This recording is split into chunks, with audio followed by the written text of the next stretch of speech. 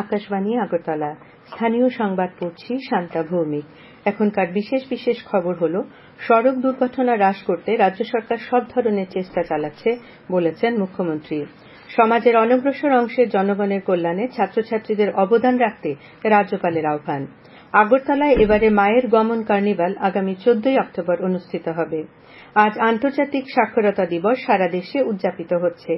সোনামুড়ার বক্সনগরে মুখ্যমন্ত্রী আজ দ্বিতীয় এমএলএ কাপ টুর্নামেন্টের উদ্বোধন করেন। পথ দুর্ঘটনা এড়াতে জনগণকে সচেতন করে তোলার লক্ষ্যে আজ আগরতলার স্বামী বিবেকানন্দ ময়দানে সড়ক সুরক্ষা বিষয়ক এক কর্মসূচির আয়োজন করা হয়। পরিবহন দপ্তর এবং ট্রাফিক পুলিশের যৌথ উদ্যোগে আয়োজিত এই কর্মসূচির উদ্বোধন করেন মুখ্যমন্ত্রী অধ্যাপক ডাক্তার মানিক সাহা। তিনি বলেন, রাজ্যে বর্তমানে 7.5 লক্ষেরও বেশি যানবাহন রয়েছে। এর মধ্যে 5 লক্ষের বেশি মোটর বাইক রয়েছে। যানবাহনের তুলনায় রাজ্যে সড়ক দুর্ঘটনার অনেক কম বলেও মুখ্যমন্ত্রী জানান। তারপরেও যাতে সড়ক দুর্ঘটনা কমানো যায়, এজন্য সরকার সব ধরনের চেষ্টা চালাচ্ছে। অনুষ্ঠানে উপস্থিত ছিলেন পরিবহন দপ্তরের মন্ত্রী সুশান্ত চৌধুরী, আগরতলা পুর নিগমের মেয়র তথা বিধায়ক দীপক মজুমদার, ত্রিপুরা পুলিশের মহানির্দেশক অমিতাভ রঞ্জন, পরিবহন দপ্তরের সচিব সিকে জমাতিয়া সহ অন্যান্যরা।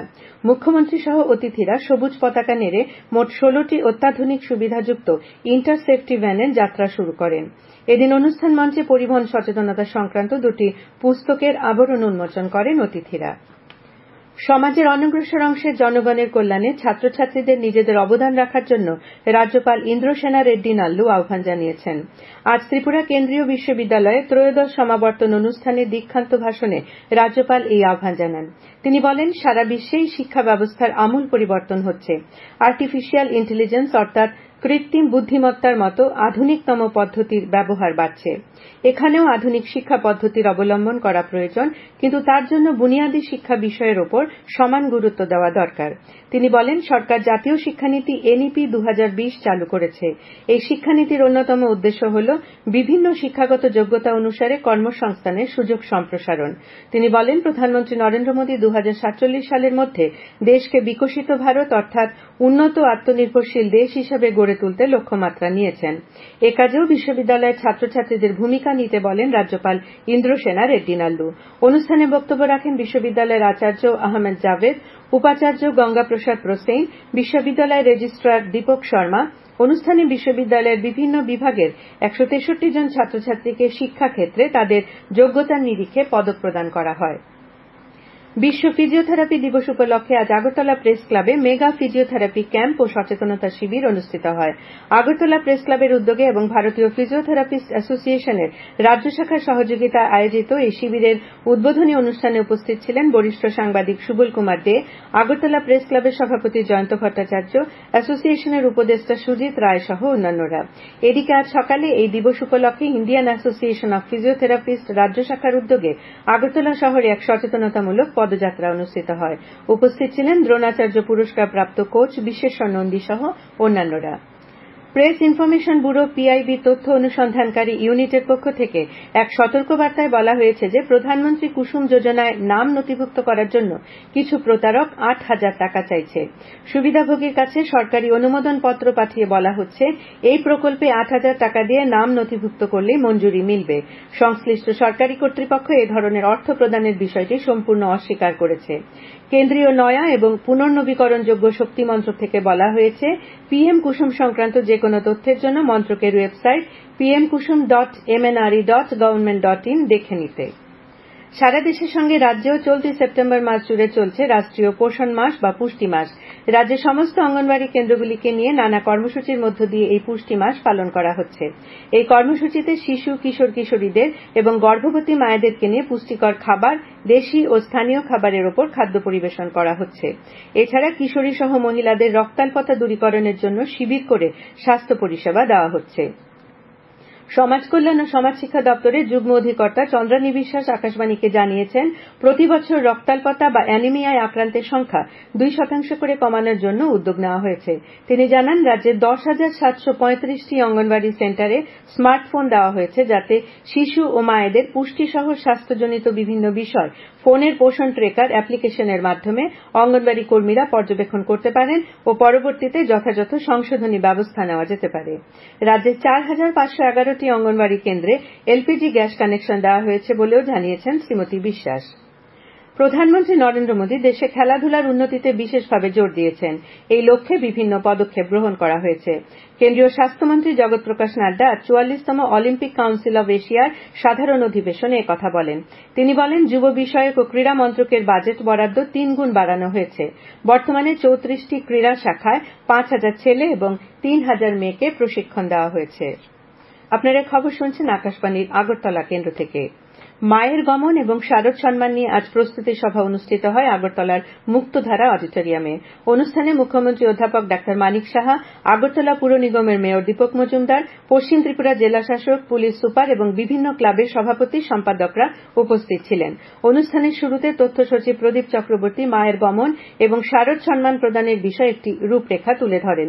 তিনি বলেন, এবারে মায়ের গমন কার্নিভাল আগামী ১৪ই অক্টোবর অনুষ্ঠিত হবে। প্রতিমা তৈরির ক্ষেত্রে উচ্চতা নির্দিষ্ট করা দেওয়া হয়েছে। মায়ের গমন কার্নিভ্যালে কোনো ডিজে ব্যবহার করা যাবে না বলেও জানানো হয়েছে। আজ আন্তর্জাতিক সাক্ষরতা দিবস। এবছর আন্তর্জাতিক সাক্ষরতা দিবসের ভাবনা হল মাতৃভাষার উন্নয়ন, পারস্পরিক বোঝাপড়া ও শান্তির জন্য সাক্ষরতা। আজ দিল্লিতে আন্তর্জাতিক সাক্ষরতা দিবস উপলক্ষে আয়োজিত এক অনুষ্ঠানে উপরাষ্ট্রপতি জগদীপ ধনকর বলেন যে নয়া জাতীয় শিক্ষানীতি যুব সম্প্রদায়কে তাদের শক্তি এবং মেধাকে সম্পূর্ণভাবে বিকশিত করার সুযোগ দিয়েছে। উপরাষ্ট্রপতি তার ভাষণে আরও বলেন যে সাক্ষরতা পরনির্ভরতার পরিবর্তে স্বাধীনতা নিয়ে আসে। শ্রী ধনকর বলেন যে কাউকে স্বাক্ষর করে তোলা মানবতার প্রতি উৎসর্গীকৃত একটি সেবা কর্ম। তিনি প্রত্যেককে অন্তত একজন নিরক্ষর ব্যক্তিকে স্বাক্ষর করে তোলার শপথ নিতে আহ্বান জানান। খোয়াই মহকুমা আইন সেবা কমিটির উদ্যোগে এবং সোনাতলা দ্বাদশ শ্রেণী বিদ্যালয়ের এনএসএস ইউনিটের সহযোগিতায় এক সুসজ্জিত র্যালির মধ্য দিয়ে আন্তর্জাতিক সাক্ষরতা দিবস পালন করা হয়। খোয়াই মহকুমা আইন সেবা কমিটির পক্ষ থেকে অনুষ্ঠানে উপস্থিত ছিলেন আইনি স্বেচ্ছাসেবক অমরচন্দ্র দাস, সোনাতলা দ্বাদশ শ্রেণী বিদ্যালয় টিচার্স কাউন্সিলের সচিব পঙ্কজ আচার্য, বিদ্যালয়ের NSS programme officer Amita Barman Nandi. এই উপলক্ষে একটি আলোচনা চক্র অনুষ্ঠিত হয়। ত্রিপুরা গ্রামীণ ব্যাংক রিটায়ার্ড স্টাফ অ্যাসোসিয়েশনের ৫ম দ্বিবার্ষিক সম্মেলন আজ আগরতলার ত্রিপুরা স্টুডেন্টস হেলথ হোমের প্রেক্ষাগৃহে অনুষ্ঠিত হয়। সম্মেলনের সূচনা করেন ত্রিপুরা গ্রামীণ ব্যাংক কর্মচারী সমিতির প্রথম সাধারণ সম্পাদক তথা গায়ক পান্নালাল দত্ত। এছাড়া প্রধান অতিথি হিসেবে উপস্থিত ছিলেন কর্ণাটক এনএফআরআরবিএস এর সাধারণ সম্পাদক গণপতি হেগড়ে ও প্রধান বক্তা ছিলেন কলকাতা এনএফআরআরবিওর সাধারণ সম্পাদক আব্দুল সৈয়দ খান। সম্মেলনে বর্তমান আর্থসামাজিক ও রাজনৈতিক প্রেক্ষাপট নিয়ে আলোচনা হয়। এছাড়া অবসরপ্রাপ্তদের ন্যায্য অধিকার ও দাবি নিয়ে বিস্তারিত আলোচনা হয়। সম্মেলন থেকে সর্বসম্মতিক্রমে আগামী ২ বছরের জন্য ২১ সদস্যের কমিটি গঠন করা হয়। কমিটির সভাপতি হয়েছেন সুব্রত মজুমদার, সাধারণ সম্পাদক বিকাশ রঞ্জন দেবনাথ। বিরোধী দলনেতা জিতেন্দ্র চৌধুরী আজ স্থানীয় জনপ্রতিনিধি সহ সাবরুমের ইন্দিরানগর গ্রাম পঞ্চায়েতের দাসপাড়া এলাকায় ফেনী নদীর পাড়ের বন্যায় ভেঙে যাওয়া বাঁধের অংশটি পরিদর্শন করেন। তিনি সেখানে গিয়ে সীমান্তে প্রহরারত বিএসএফ জওয়ানদের সঙ্গে কথা বলে বন্যার সময় পরিস্থিতি সম্পর্কে খোঁজ খবর নেন। ১৯৮২ সালে তৈরি হওয়া মাটির বাঁধটি এবার ভেঙে যাওয়ায় অন্যতম শস্য ভাণ্ডার গোবিন্দ মাঠে কৃষকদের ধান, সবজি সহ অন্যান্য চাষের ব্যাপক ক্ষয়ক্ষতি হয় বলে জানিয়েছেন শ্রী চৌধুরী। এই বাঁধটি বিশেষজ্ঞদের পরামর্শ নিয়ে আরও আধুনিক পদ্ধতিতে তৈরি করতে সরকারের কাছে দাবি জানাবেন বলেও তিনি জানান। বিরোধী দলনেতা এদিন হরিণা, নবগ্রাম, বিজয়নগর ও গোবিন্দ মাঠে গিয়ে বন্যায় ক্ষতিগ্রস্ত মানুষের বাড়িঘর ও কৃষকদের ফসলের মাঠ পরিদর্শন করেন। বেকার যুবক যুবতীদের কর্মসংস্থানের দাবিতে আগামী 15ই সেপ্টেম্বর থেকে পক্ষকালব্যাপী কর্মসূচিতে নামছে বাম ছাত্র যুবক সংগঠন। আজ মেলার মাঠ ছাত্র যুব ভবনে সাংবাদিক সম্মেলনে একথা জানিয়েছেন ডিওয়াইএফআই রাজ্য সভাপতি পলাশ ভৌমিক। তিনি বলেন, আগামী 15ই সেপ্টেম্বর দাবি দিবসের অঙ্গ হিসেবে সবার জন্য কাজ, শিক্ষার দাবিতে আগরতলায় মিছিল ও সভার মধ্য দিয়ে কর্মসূচির সূচনা হবে। সাংবাদিক সম্মেলনে বর্তমান সরকারের বিধানসভায় দেওয়া কর্মসংস্থানের তথ্য তুলে ধরে সমালোচনা করেন ডিওয়াইএফআই রাজ্য সম্পাদক নবারুণ দেব। দেশের প্রধানমন্ত্রী, গৃহমন্ত্রী, রাজ্য সরকার এবং রাজ্যের আপামর জনগণের ঐকান্তিক প্রচেষ্টায় ভয়াবহ বন্যা পরিস্থিতি রাজ্য ধীরে ধীরে কাটিয়ে উঠছে বলে জানিয়েছেন মুখ্যমন্ত্রী অধ্যাপক ডাক্তার মানিক সাহা। আজ বক্সনগর মিনি স্টেডিয়ামে দ্বিতীয় এমএলএ কাপ ফুটবল টুর্নামেন্টের উদ্বোধন করে তিনি একথা বলেন। এই পরিস্থিতিতে বক্সনগরে এই ফুটবল টুর্নামেন্টের আয়োজন করার জন্য উদ্যোক্তাদের তিনি ধন্যবাদ জানান। উদ্বোধনী খেলায় নয়নজলা আপন দুলাল একাদশ টাইব্রেকারে উত্তর করমচড়া এফসি দলকে পরাজিত করে। উদ্বোধনী পর্বে অন্যান্যদের মধ্যে উপস্থিত ছিলেন সিপাহীজলা জেলার অতিরিক্ত জেলা শাসক সুব্রত মজুমদার, পুলিশ সুপার বিজে রেড্ডি প্রমুখ। আবহাওয়ার খবর। ভারতীয় আবহাওয়া বিভাগ সূত্রে জানা গেছে, বঙ্গোপসাগরে সৃষ্ট নিম্নচাপ শক্তি বাড়িয়ে আজ গভীর নিম্নচাপে পরিণত হয়েছে এবং উত্তর দিকে এগোচ্ছে। এটি উড়িষ্যা এবং গাঙ্গেয় পশ্চিমবঙ্গ উপকূলে অতি গভীর নিম্নচাপে পরিণত হওয়ার সম্ভাবনা রয়েছে। আগামীকাল সন্ধ্যার মধ্যে এটি দীঘা এবং পুরীর মাঝ স্থলভাগে প্রবেশ করবে। এরপর পশ্চিম উত্তর পশ্চিম দিকে অগ্রসর হয়ে গাঙ্গেয় পশ্চিমবঙ্গ, উত্তর উড়িষ্যা, ঝাড়খণ্ড এবং উত্তর ছত্তিশগড়ের দিকে সরে যাবে। আবহাওয়া দপ্তর থেকে আরও জানানো হয়েছে যে এই সপ্তাহে ত্রিপুরা সহ আসাম এবং মণিপুরের কিছু অংশে ভারী বৃষ্টি হওয়ার সম্ভাবনা রয়েছে।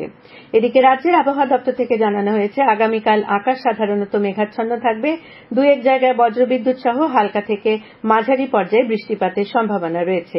আজ দিনের সর্বোচ্চ তাপমাত্রা ছিল 36.5 ডিগ্রি সেলসিয়াস এবং সর্বনিম্ন 26 ডিগ্রি সেলসিয়াস। শেষ করার আগে বিশেষ খবরগুলি আরেকবার। সড়ক দুর্ঘটনা হ্রাস করতে রাজ্য সরকার সব ধরনের চেষ্টা চালাচ্ছে বলেছেন মুখ্যমন্ত্রী। সমাজের অনগ্রসর অংশের জনগণের কল্যাণে ছাত্রছাত্রীদের অবদান রাখতে রাজ্যপালের আহ্বান। আগরতলায় এবারে মায়ের গমন কার্নিভাল আগামী 14 অক্টোবর অনুষ্ঠিত হবে। আজ আন্তর্জাতিক সাক্ষরতা দিবস সারা দেশে উদযাপিত হচ্ছে। সোনামুড়ার বক্সনগরে মুখ্যমন্ত্রী আজ দ্বিতীয় এমএলএ কাপ টুর্নামেন্টের উদ্বোধন করেন।